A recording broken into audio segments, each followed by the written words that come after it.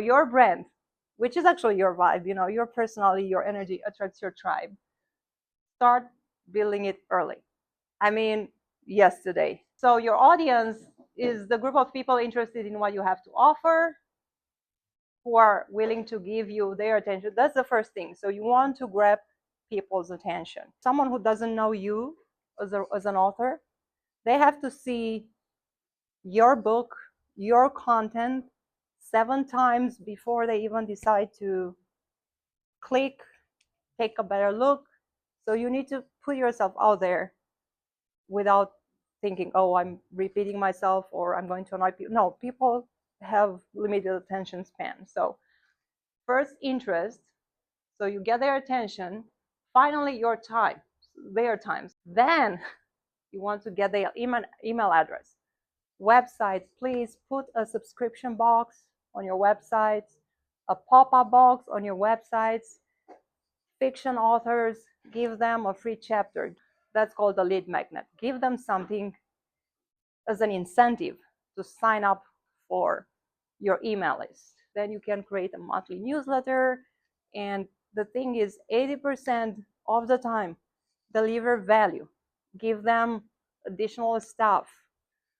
And then 20%, once you deliver that value, because there is the reciprocity law, then 20% you can say, hey, and now I have a new book coming out. Buy my book. So this is where you build the trust. When someone gives you the email address, that's the beginning of building the trust. And then once you start to feed them that interesting content, that trust goes up. And finally, they go, okay, I'm going to buy for you. I'm going to give you the money.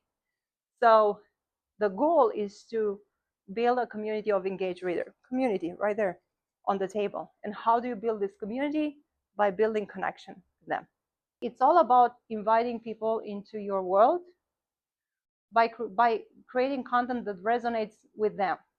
That's what I'm saying. You don't need to wait for your book to be released, because there are topics you speak about in your book. There's a whole world there, characters going on a also transformational journey, right? Nonfiction, that's way easier. Nonfiction here, self-help in the room? No? Yeah, we have. What's your topic? Business efficiency. Business, okay. So there is a ton of value you can put in a newsletter, on your social media channels, and use themes and topics that are in your book to start to build an audience. You don't invite people, readers, to connect with your book necessarily, although with the character, when you write fiction, the characters will speak to them. They will connect with you, with the author. That's where the connection happens.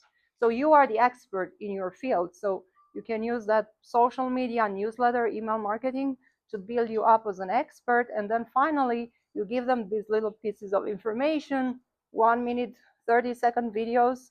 And then finally, once you have that foundation built, then you say, okay, and now if you want to dive deeper, you can buy my book. And then off your book, then you can invite them to a workshop, to an online course. It's always about finding things in your books that can expand and add value to the reader, so that they position you as, this is a person to go to for. These are all people I've helped. This one was a very interesting case study. Lori Lett, she's a spiritual teacher.